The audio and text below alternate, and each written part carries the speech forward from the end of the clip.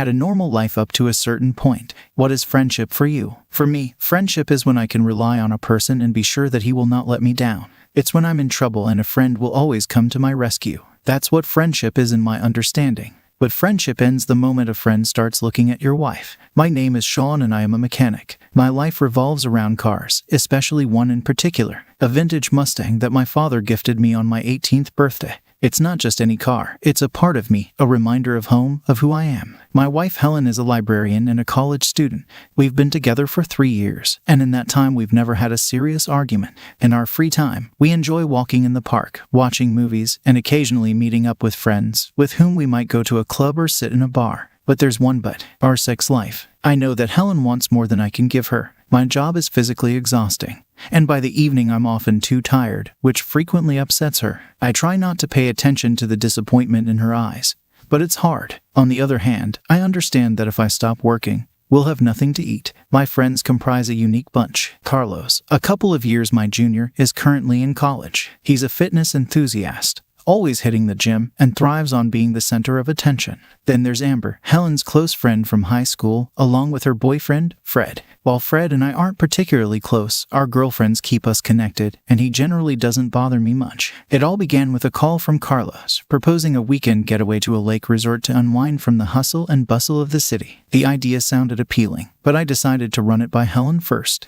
When Helen returned home that evening, I intended to share the news with her, only to discover she was already aware of the plan. This revelation left me feeling cautious. Carlos had never called her directly before. Why did he do it this time? Helen was thrilled with the idea and insisted we go. She said it would be a great opportunity to relax together, especially since Fred could drive us in his big old SUV, which could fit 5 people and a bunch of stuff. In the following days, I couldn't stop thinking about the upcoming trip. Helen had already started planning what we would take with us, and her excitement was infectious. We sat in the kitchen, surrounded by maps and guidebooks she had found at the library where she worked. "This is going to be great, Sean," she said, genuinely smiling. I couldn't disagree with her. Her optimism had always been my support. That evening, as we were having dinner, I noticed Helen was increasingly distracted by her phone. She explained. I nodded, trying to hide my irritation. It's not that I didn't trust Carlos, but his sudden interest in my wife seemed odd to me. Why didn't he write to me? The following day,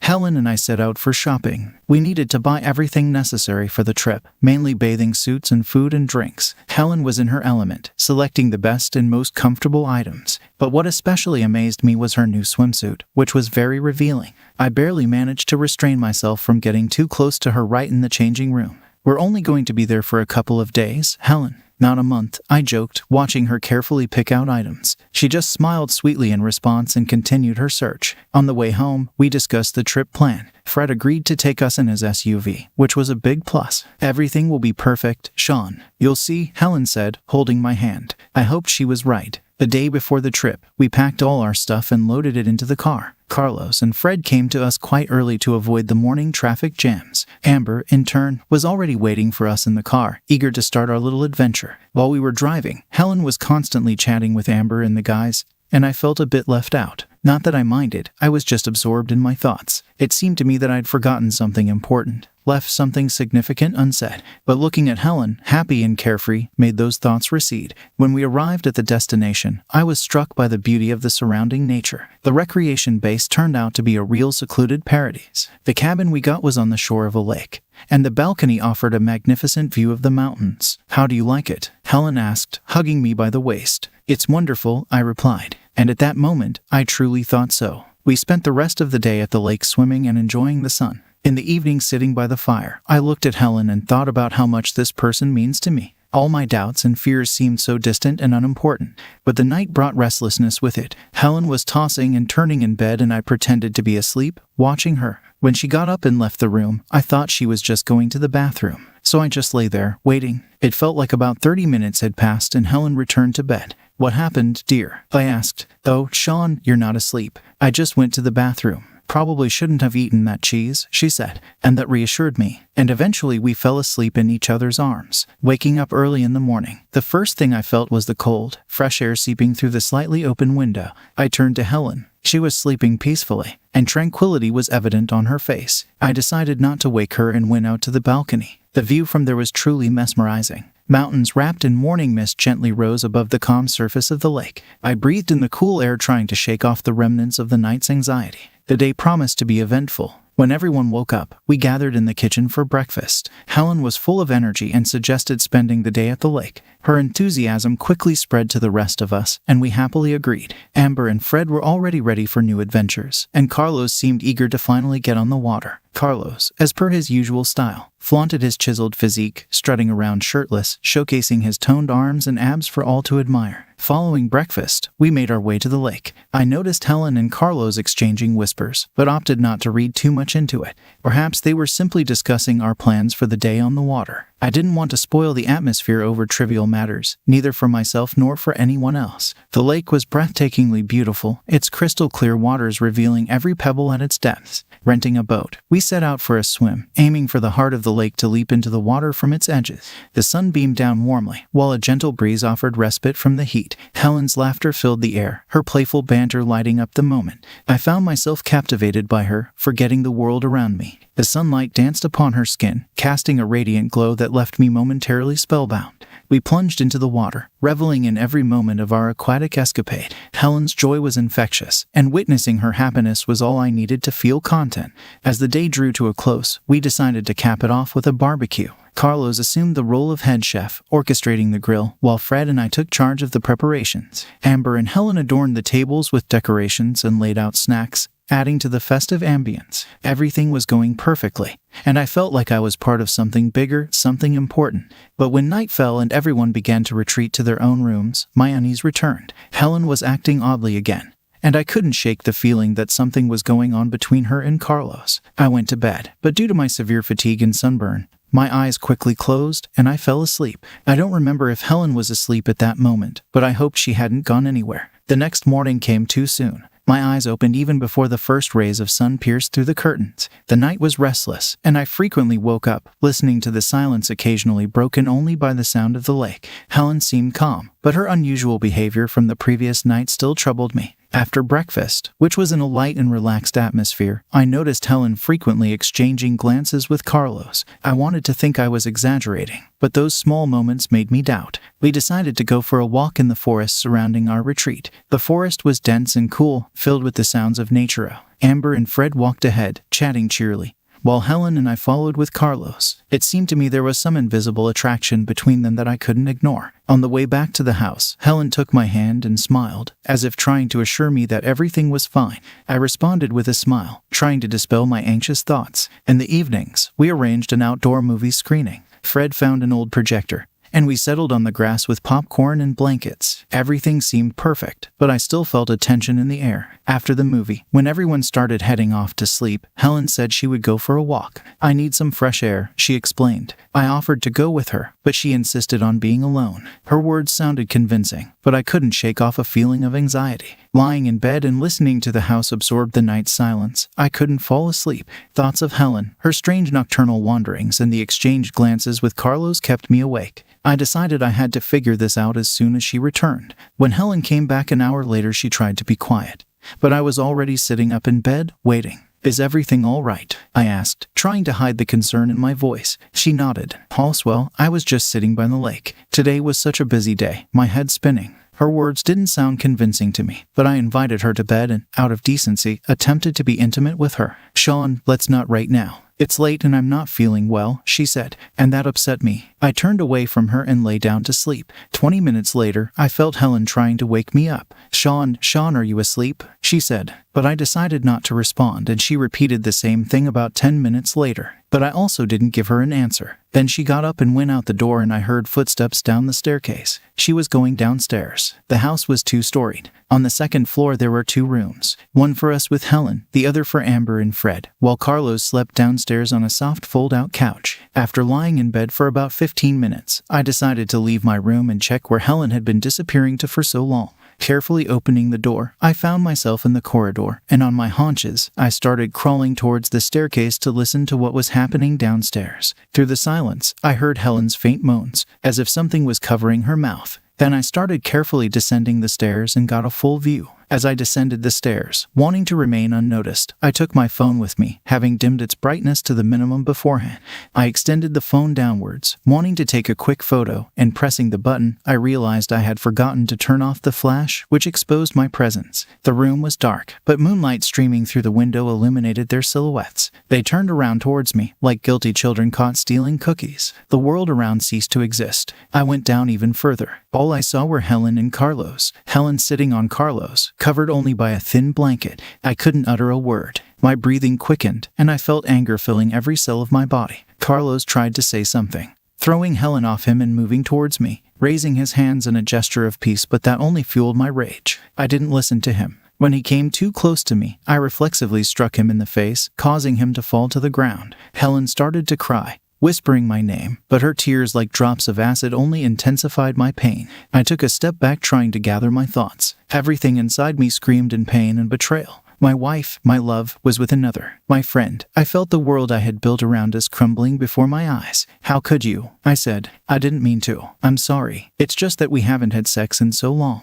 And Carlos was so manly and handsome," she said. "Do you realize what you are telling your husband? He's handsome. Are you aware that he only got that physique thanks to pills?" I said. "I'm sorry," she said, trying to stand up and come towards me. "Don't come any closer to me. I see you didn't even use protection, right?" I asked. "I'm guilty, forgive me," she said. "And you probably weren't aware that Carlos has a venereal disease, right?" I asked. And Carlos indeed had a disease, known only to me. He shared this with me a year and a half ago, and I kept this information secret. But if I had known he would want my wife, of course, I would have warned Helen about it in advance. "Wait, are you joking?" she began, with fear in her eyes. "No, dear, you're in deep trouble. Now answer me one question. How long ago was your first time? Be honest," I asked. "The very first day we got here," she said. "Phew, at least that's something good," I said. Helen was sobbing, and I didn't even notice that Amber and Fred had come down due to the noise and were witnessing the whole scene. "Sit on the bed, do you understand?" I disclosed the news to Helen, tossing the wedding ring in her direction, causing it to graze her forehead, eliciting a yelp of pain.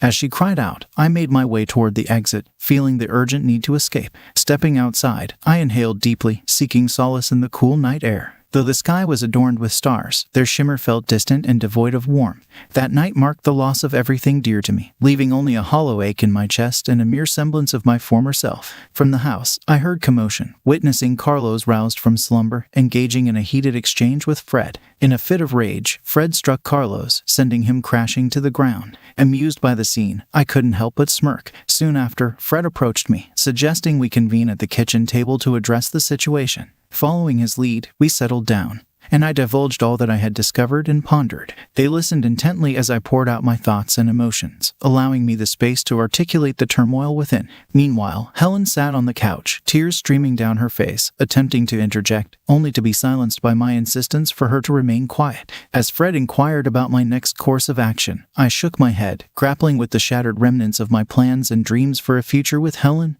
now irrevocably shattered. "I don't know," was all I could manage to say. Amber took my hands. "We're with you, Sean. Whatever you decide to do, we'll support you. No one could have imagined this happening." Her words were like balm to my wounds. At that moment I realized that despite all the pain, I was not alone. I knew we couldn't delay and had to teach them a lesson at least. Amber and Fred went upstairs to pack their things while I looked after Carlos, who was alive, and that made me happy. Helen watched from the couch as Fred and Amber brought down bags of belongings. "Yes, but there's only room for 3 in the car. You and Carlos will have to make your own way," I suggested. "It took us 5 hours by car to get here. How do you expect us to get back to the city?" "Are you joking?" she said indignantly. "It wasn't hard for you to sneak down the stairs every night. So what's the problem getting to the city with your macho?" I asked. "Does this mean it's over between us?" She asked. "No, I just arranged all this for fun," I said sarcastically. "Honey, stop, we'll make up. It was a misunderstanding." "You yourself said that making mistakes is useful," she said. "Firstly, I'm not your honey anymore. And secondly, I don't want to talk to you," I said. And at that moment, Fred brought down the last bag and we went outside, locking the door behind us, leaving Helen and Carlos alone, locked in the house surrounded by the forest. We loaded the stuff into the SUV and got in the car. Amber asked if it wasn't too cruel to leave them there alone. I replied, "They'll stay here alone.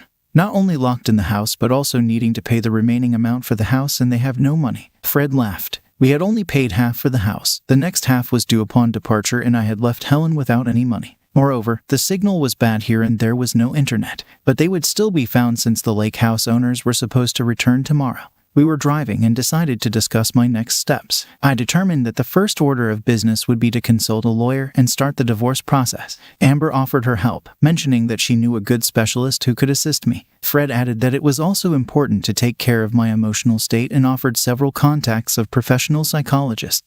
I declined the psychologist but took down the lawyer's contact. Upon returning home in the morning, I immediately prepared the documents attaching a photo taken last night. Since the photo was taken with a flash, everything was clearly visible. I also blocked our joint electronic accounts to prevent Helen from accessing the funds. I changed the locks on the house and installed an alarm system just in case. I also began gathering Helen's belongings and found a pack of condoms we never used and $15,000 in cash in her winter jacket. I was tempted to take the money but decided to leave it in the jacket and tossed it into her bag, not wanting to take anything from a despicable person. Throughout the day I gathered all of Helen's things and left them outside the door. The porch was cluttered with her belongings. I didn't care if someone came and stole her things. That was not my problem. What comforted me was that the house was entirely mine, gifted by my parents before my marriage to Helen, so she couldn't claim it. 4 days later, Helen returned to town with Carlos, and they headed straight for my house. I was at work at the time and received a notification that someone was trying to break into my house, with security forces arriving within minutes. I laughed out loud when I went to the police station in the evening and saw the two of them sitting in a cell. At the police station, I confirmed that Helen was my wife, but a court case was pending, and she would soon be my ex. When the security arrived at my house, they saw a man with a bat and a woman trying to break in.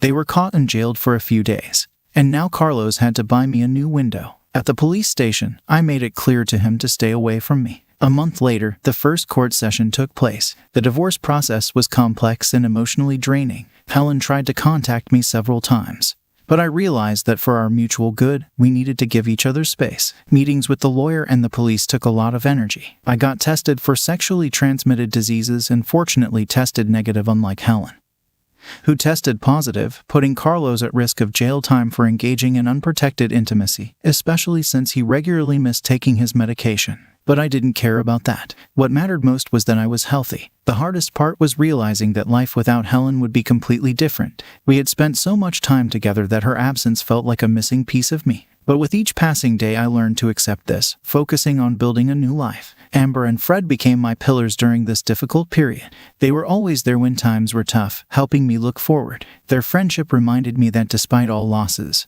there are still people who love and support me. Gradually, I began to find solace in the little things: evening walks, reading books I had long wanted to read, and even work, which helped me distract myself. I started to rediscover the pleasure of solitude, finding in it not only sadness but also an opportunity for self-development. One day, sitting by the river and watching the sunset, I realized that despite all the pain and loss, new horizons were unfolding before me. Life after Helen would be different, but that didn't mean it would be worse. I began to feel ready to meet it with an open heart, ready for new challenges and opportunities it would bring. With each new day, I began to feel a bit different. I wouldn't say it was easier. That's not the right term. Rather, I became more focused, finding in myself the strength to look into the future without fear and regret. Amber and Fred continued to support me, and their friendship was the anchor that kept me from sinking into despair. My morning walks became a kind of ritual. I walked along the riverbank, contemplating what I wanted to change in my life. I realized that I wanted to spend more time on myself, my hobbies and interests that had been forgotten. One day, sitting in a cafe and sipping coffee, I felt truly calm for the first time after everything that had happened. I opened a notebook and began to list all the things I had always wanted to do but had postponed. The list was long, from trips I wanted to take to skills I wanted to learn. I suddenly realized that the world around me remained full of opportunities, even if one chapter of my life had been turned. Returning to work was another step forward. I discovered that my passion for cars had not faded. On the contrary, I began to invest even more enthusiasm in it, seeing it not just as a job, but as a way of self-expression. My old Mustang, which seemed to me a reminder of the past, now filled me with a sense of pride and achievement. The most difficult part was learning to trust people again. Meeting new people, interacting with colleagues wasn't always easy, but I gradually learned to open up to the world, understanding that not all stories end like mine with Helen. Helen herself is to blame for getting infected and now lives in some tiny room in another state, her life not turning out well. She didn't finish college and quit her job. Her affair brought her nothing, and she's to blame for that. The person I once considered a friend is in prison, And it's his fault too. I did nothing wrong to these people. They chose their path, and I just helped them end up where they should be. The main thing is to keep your sanity and believe in the best. Thank you for listening to my story. That concludes the narrative. We eagerly await your feedback in the comments section. Do you believe the protagonist made the correct choice by opting for an immediate divorce from his wife? What are your thoughts on the wife's friend and her boyfriend aligning with the protagonist? What motivated the protagonist's friend to betray him by pursuing his wife? And why do you think the wife engaged in infidelity? Please share your insights and opinions below. Second story. I didn't cheat, but I think my ex did. Bear with me, as this is a lengthy tale. To avoid confusion, it's essential to note that I was diagnosed with juvenile arthritis in 6th grade, and by 7th grade, it had spread. Now, in 8th grade, this condition ties into the story. At the end of January last year, I, a 1213-year-old male, confessed my feelings to River, who is approximately 14 years old. River and I had been friends for quite some time. Despite my apprehensions, I divulged my affection for them. They had recently ended a tumultuous relationship and had already dated several individuals. To my relief, River reciprocated my feelings, and we commenced a relationship. Around this time last year, we embarked on a trip together for my birthday. Understandably, given our age, my parents accompanied us. We journeyed to a mall a couple of hours away and thoroughly enjoyed ourselves. However, the joyous occasion took a somber turn when my dad experienced excruciating pain and was hospitalized.